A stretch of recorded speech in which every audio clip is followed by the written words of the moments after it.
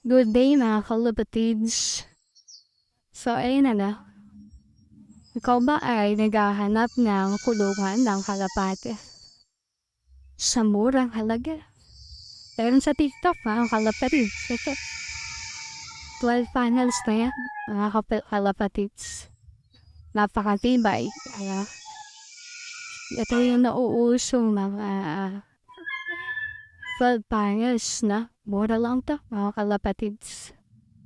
Tapos itong ginawa ko guys ay ginawa kong may hati sa gitna. Para pang breed. Nasa pairing pa lang sila eh. Ayan na. Yun yung isa. Pagka naka-12 patterns ngayon guys, kompleto yan.